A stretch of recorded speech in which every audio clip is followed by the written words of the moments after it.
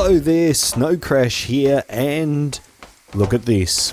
Yeah, that's right, we are on, and you can only see the back of me because I can't work out how to turn the camera around unless I'm actually in something. Hang on, let's do something. Put that down, get in there. Hello there, people, Snow Crash here. Would you look at that? And welcome to Scrap Mechanic. Some of you may have already seen some videos by YouTubers of this particular game or sandboxy thing, and I thought, look, I'd have a look at it. I have seen a lot of these over the years, and some of them really disappointing, some of them really good, but none of them seem to, just hit the spot, get to a point in their development where they're a really, really good thing and worth the money. So this is going to be sort of a bit of a let's play, let's build, and a bit of a review in this episode. Is it worth $20 to buy it? That's the real question, and we're going to talk about that. And because that's not cheap, especially given a lot of you probably want to know what you're getting. Okay, so let's zoom back into first person there. So basically, from what I've read, the developers, a very small team, have spent several years working on this, and they've got the base sort of foundation and structure in. They've got a lot of physics built in. The physics model isn't too bad, and now it's been greenlit and for sale on the Steam store that you can buy it for $20. And I assume that now that they're going to get a lot of ideas from the community and everything else, and their ambitions were to create a survival game as well as a sandbox creative thing. At the moment in this release, you really only got creative mode. It is multiplayer, so you can get multiple people on, and that could be a lot of fun as well. But the important thing is that they've got a long way to go. Basically anything with a survival aspect, you've got to incorporate building, gathering, mining, food, hunger. You've got to put all those things in, and it's looking pretty good. The world's looking, pretty good.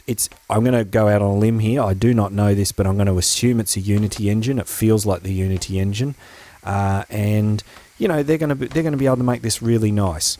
So at the moment, all we can do is build things, and there's a creative menu in here, and you may have already seen this. As I said, a lot of people putting out videos for it. There's a lot of aesthetic stuff in here. I'm probably not going to go through all that, making pretty houses and that. Leave it to people like Corrales and people like that to do all the really good-looking houses and stuff. I'm more interested in this stuff. Thrusters, motors. Now there isn't that much. You can articulate things with bearings, so make things move. You've got some suspension there, lights. That's a bit aesthetic. A radio. Sensors are interesting, and we'll have a look at those. But what the difference here is, you got the Snow Crash brain working on these things, and the first thing I'm going to want to do, as I really actually haven't explored this, whatever we're on, very much, is to build a car. Now, I had a look at the car in the instruction manual, and I didn't like that because it wasn't very good. Let's make a better one. So you've basically got a set of tools. You've got a thing called a lift, which you're going to need because if you just start to build your car on the ground like that, you are going to have a problem getting underneath it, obviously, and that didn't work very well. Let's get rid of that.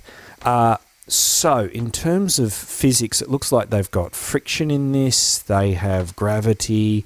I'm going to sound a bit technical here. Basic kinematics. So they've got momentum, inertia, kinetic energy. But there's a lot of other things missing. So let's get started with this car. Everything is infinitely strong, by the way. So let me find the center point for this thing. It looks like this thing is that wide. So we're going to need to add... And you just put blocks down like this. Now it's got this scaling thing, so you can sort of drag along and create a lot of blocks all at once. And that's kind of nice, but why isn't that working? Okay. There's a little key that rotates around everything. That looks like it. So what we're going to do now, I'm not going to go through the basics. It's pretty straightforward stuff. But what we are going to want to do is apply some, just common sense to any design. And that is, we want the center of gravity as low as possible. And I think we want some suspension. I could try it without suspension, but you know what? I know what's going to happen. It's going to be all squirrely and bouncy. As soon as it hits a bounce, that's it. The front's going to lift off and then it's going to float down like that. That's why we have suspension in cars, is just to avoid that problem. Now, how am I going to do this? We want to get the wheels out fairly far. Let's switch to suspension here. Come down like that, and we have to put a block on the bottom here. Now here comes the fun bit. We're going to put a bearing on the side there. Now typically this is just free floating, so anything you connect to it will just rotate around, but we can connect connect a motor and things like that. So let's put a wheel on that. Yeah, that's looking pretty good. All right, I'm going to do the same on the other three sides, and then we'll have a look at it. Okay, got the basis of a car here. I made this little thing at the back there. I'm not sure if I should have done that actually, because that's made this back heavy to a large degree, because you've got overlapped wood there. Now there is weight. I probably should mention that things do have a weight. I'm using wood. As I said, everything is infinitely strong, so it doesn't matter what material you use, it's not going to break. And wood is very light, and generally speaking, you want to keep things light. There are some cases where we want to add weight to things to balance them out, I'm sure, but at the moment I just want to keep this car as light as possible. So we've popped our seat down, we've got all that. Now we need a motor. There's a gasoline motor here, and as I said, I think it's going to be back heavy. What I might do is pop the motor down there mid-engine and just get rid of the seat. I'm going to move the seat forward, flip it around like that so I can see what's going on. Oh, that's better. Okay, now there's this connect tool, so the game sort of knows what's going on. Now I'm going to make this rear wheel drive because that's usually the most fun, and let's put that on there. Now we need to connect this to the motor. That's it. Set the motor to maybe halfway there, and that should be it. All right, here we go. Let me zoom out. All right, I forgot. So it's still sitting on its lift. We can get rid of that. Get back in our seat. Okay, I got a feeling I know what's wrong. So there's direction to each of these bearings, and that's rotating the right way. That's rotating the wrong way. We right click, and now that will spin in the correct direction. We don't have them going in opposite directions. Yeah, that's it. That's looking pretty good. And I just realised we can't steer. So what we do is we hop out, and anytime you need to grab your thing, you can go. It goes all white with your lift. Click your left mouse button, run to wherever you want, and put it back down on the ground. We can't steer. That's a bit of a problem, and it's not going to be a very fun ride, especially if I want to go around the island and have fun. So I'm just thinking here how we fix this. I think we're going to have to put another bearing in sort of a circular direction like this. Wow, this suspension member's getting a little bit... I can't get rid of that, but I can get rid of... Oh, our wheel's fallen off. Okay, let's get rid of that. So my idea was to put a bearing there and put another block there. I've got a feeling if I hook up the seat to there, jump in, it's not going to work because I've got it on the hoist. Let's get it off the hoist. Yeah, see the little block down, and let me get closer. See the little block over there? It's moving sort of left and right.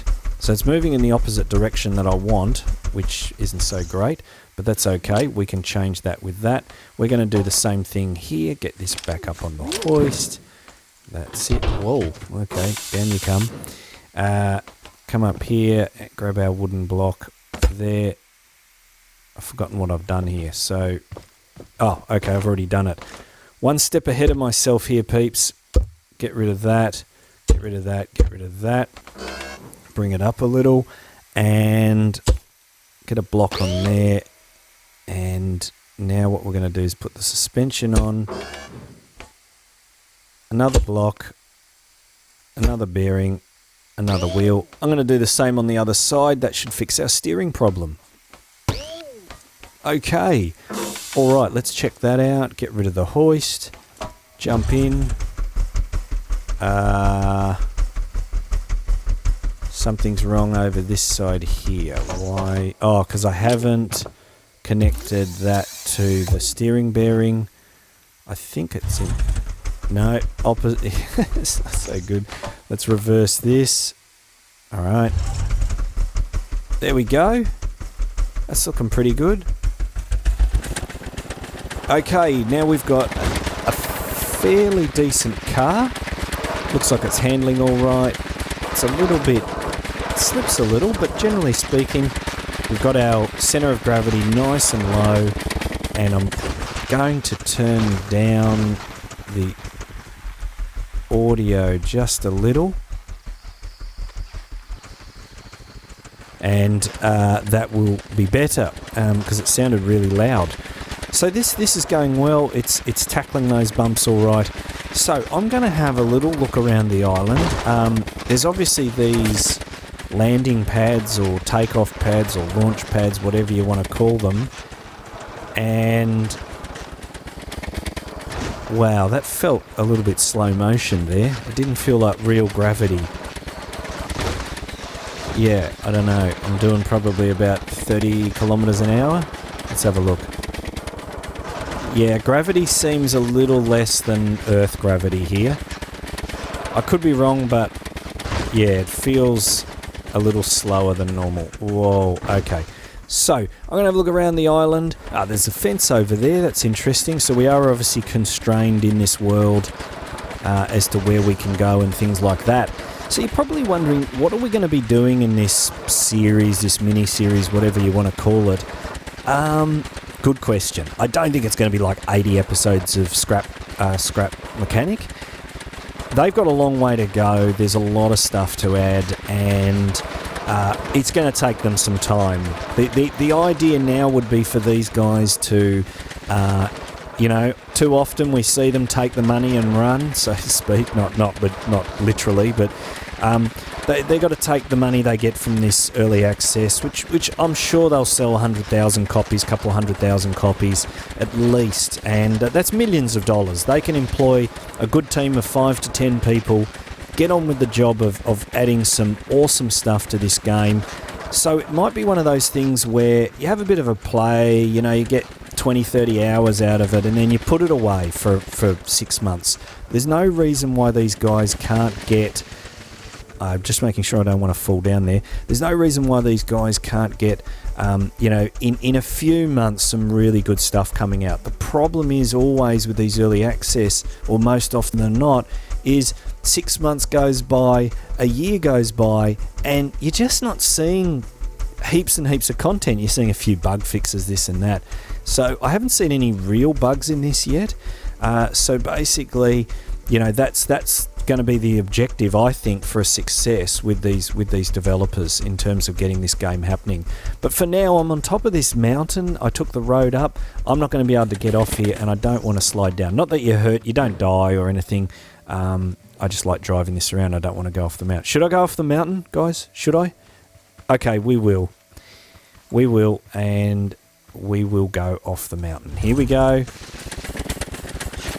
Let's see what happens. Oh, that's a bit rough. No, see, it was very, very lackluster. An anticlimax, that was. Not if I do it this way, though. Hang on. All right, let's turn it around. Remember, we're not got four-wheel drive here. We've only got two-wheel drive. which has some advantages. Now I'm really stuck. All right. I'm going to have a bit more of a cruise around the island here and be back with you guys soon. Okay, I'm back at the launch pad, and I was just busy, having a really quick look at these. Why is that not? Because, hang on, there we go.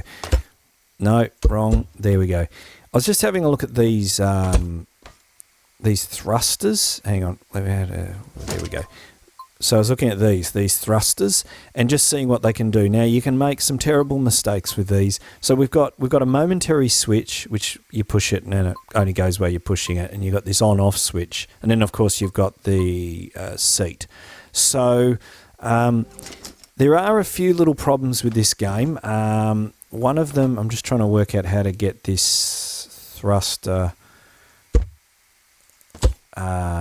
I'm just trying to work out how to get the thruster pointing down. Whoops. Come here, you. Can we get one on top of there? Yep. No. Wrong. Yeah, we're just going to... I know what I'm going to do. Right, that's it. All right, up. Here we go. We're just going to have to build it a different way. Like that. Put it down and build another couple of blocks on there. And... there are a couple of mistakes you can make, and one of them I'm going to show you right now. There is no way, if you lose one of your creations, you can't get it back. And you're probably wondering what the hell are you talking about, Snow Crash? Well, I'll show you. What am I doing here? There we go. Get rid of that. Yep. All right. Get rid of all these spare blocks. Because these things all use, CPU. When the physics is going, it's obviously, it's not very heavy on the computer. But what we'll do is we'll put a switch here. We'll connect that to there. And there we go, guys. First rocket. Turn it on. Yeah, it's gone. and actually, because we're inside a bounding box, both the edges, there's like a world border, and I don't even know where that's gone. I can hear it. There it is, shooting across the horizon. There it is. Look at it's like a missile. Here, I can just see it in the distance. And you're never going to get that back, right? And it's unless it gets wedged in a rock or something. As I said, we're inside a box, so that not only is there a world border, there's also a ceiling as well. So, that's going to get jammed up in the corner of the box or somewhere. And while that thruster is going, it's going to go forever.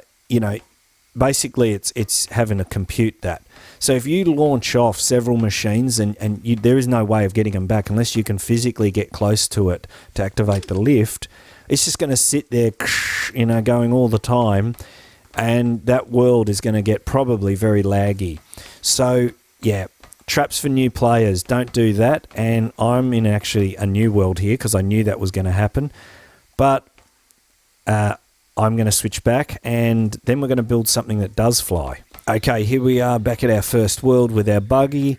And we're not going to be doing the same thing. So basically, anything that flies or has the potential to run away from you, probably use the driver's seat because it's like a, what would you call it? Like Dead Man's switch. You have to activate the rockets or whatever. You've got to press W.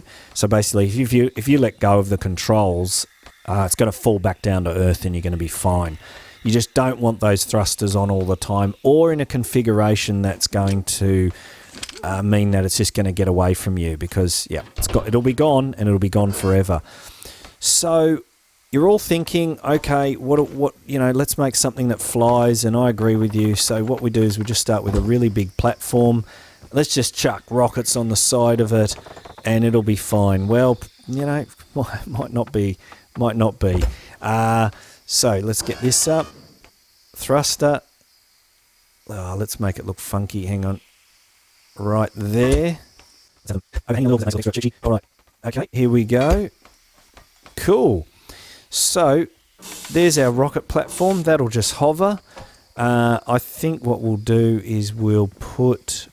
Can I get the center here? I'm not sure. No. In a past life, I have flown aircraft before, and I remember the first instructor I had when I was practicing in training in a helicopter. He said, trying to fly a helicopter is like taking a piece of glass and putting a marble on it and keeping the marble in the center of it. It's literally how hard it is. Not really, but that's pretty much the point. So what we're going to do is connect that to there, and okay, I can do this through things, which is good. Get in. Got to get our lift off. Just place that there. Look at that. How easy is that? Now, I've got this reasonably well balanced, actually. So it's, see, there we go. As soon as you get into that tilt, you're gone. You're in a death spiral. There's no recovering from it with this design. I don't want to get too far away from our flat ground. There we go. Now, if I can get it to tilt back... No, we're done.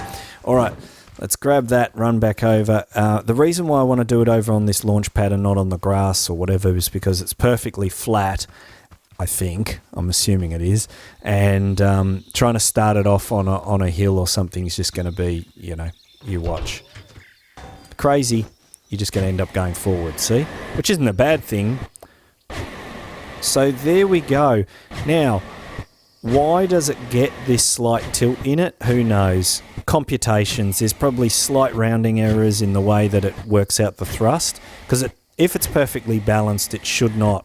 It should just stay stable all the time. So there we go. Guys, this episode's actually running a little bit over time. I thought these would be short ones. Oh, that's hit the tree. Next episode, we are certainly going to look at ways of stabilising something like this, because there are things we can use physics, people, and we can basically stabilise it and maybe get a little bit of control going in it. And I'll also look at other things as to how to get across the ground rather than use wheels. So it's going to be an interesting journey.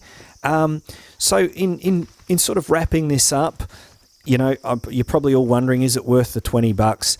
Look, nobody knows. I mean, if the developers get really serious about this and start releasing a lot more stuff in a short period of time, like within a few months, yes, it'll be worth $20. Is it worth $10? Yes, definitely. If it was $10, I'd just say go get it. Is it worth $20? Look, I'm 50-50 on it. Looking at what we've got available to us, unless you want to spend a lot of time just building creative, like aesthetic things like houses or whatever, or things like that are not machines. I think you're going to run out of things to do, the average person, after you've made a few buggies and a few jet thrusters and things like that. So I'm 50-50 on it. It's going to suit some people, not everyone. But generally, look, these guys have done an amazing job. It's virtually bug-free. I think with multiplayer, it could be a bit of fun making some contraptions. You can't kill people or anything like that. So, but it will be fun working with your buddies and building stuff. But, at $20, I think this has got sort of 20, 30 hours worth of enjoyment out of it before it gets a bit long in the tooth. So there's a sort of a mini review, but I will be back. We'll be creating some more amazing things. I think there is a fair bit of potential, and I'll see you next time. Hang on. Let's come over to our jet car.